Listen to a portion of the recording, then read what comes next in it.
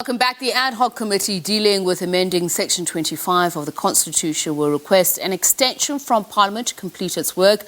The lifespan of the committee ends at midnight tonight. Most MPs have suggested a 60-day extension, but ANC MP and ad hoc committee chair Dr Mathole Mothekga cited increased land invasions as a concern and suggested that the extension be instead 30 days.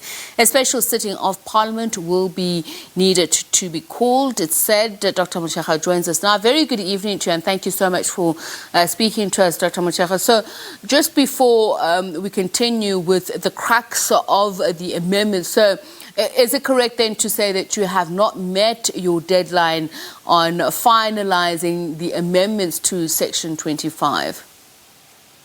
We haven't, because you'll know that we are a multi-party democracy, and there are many parties represented in Parliament, and the views of each and every party, however small, matter.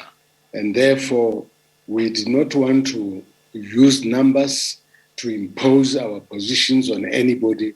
We are seeking consensus in the best interest of the people of South Africa. Okay, so let's look at the scope of it. 2 Fridays ago, the ad hoc committee decided to broaden it to amend each of the sub-clauses of Section 25 of the Constitution rather than what is proposed in the Constitutional 18th Amendment Bill. Why? What will be the effect of this? Something that has not been highlighted is that the published bill was a compromise reached before all parties could make their input. We accepted the compromise because we had to kickstart the process. But when we meet with the people, because we are both a representative and a participatory democracy, we have to listen to the people. The people raised things which were not covered by the published bill. And we said we cannot ignore the people, otherwise we will defeat the purpose of participatory democracy. It is for that reason that we said we should look at Section 25 holistically, because in any way, these subsections are interrelated, intertwined. You can't deal with them in silos or in isolation. So here are some very important amendments. That is, for instance, the expression that there could be possibly no compensation if possible. These are some of the suggestions by some of the political parties. The removal of the courts in Section 25 in dealing with some of this when it comes to expropriation. While obviously the committee is still speaking about, is there general consensus that these are important, but will it have a huge impact on the working document, the framework which you were dealing with?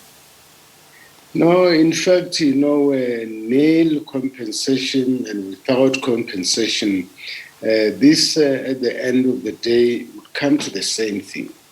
But we have to take everybody along to get them to understand why the nil compensation was used instead of without compensation.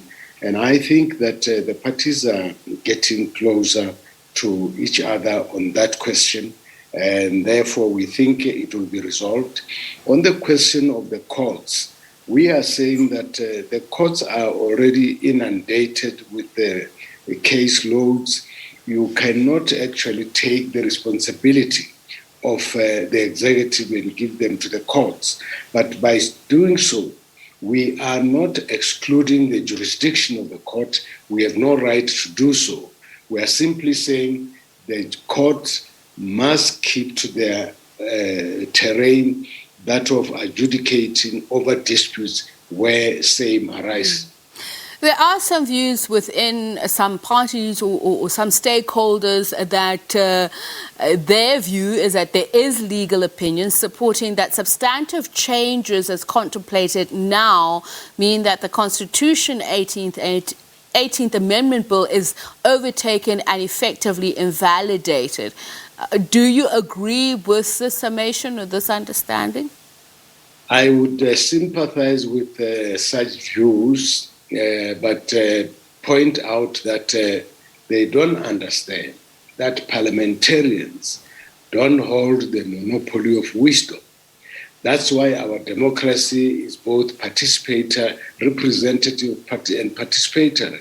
We have to listen to the people. And that's why if you have not conducted public hearings, the courts invalidates the outcome. So we were mindful of the jurisprudence in developing our court, mindful of our obligation to abide by the spirit and letter of the Constitution. And all of these deliberations, when finalized, will they, according to some views, again, have an impact on the expropriation bill? The expropriation bill is an enabling legislation. It has to be informed by the amendment. But you will know that that is a 1965 piece of legislation, and the process to amend it started before us, our process. So the two are related, and they dovetail, and that's why we have ensured that we work together with the responsible portfolio, the portfolio committee responsible for amending that expropriation bill. So what are you saying, that it won't, your deliberations won't affect the bill, the expropriation bill? They certainly will, and that because by the nature of our amendment, it has to inform the expropriation bill. All right. Thank you so much for your time and that clarity, Dr. Mathole Mothekga, chairperson of the Parliament's ad-hoc committee on land expropriation, looking at that amendment, Constitution 18th Amendment Bill.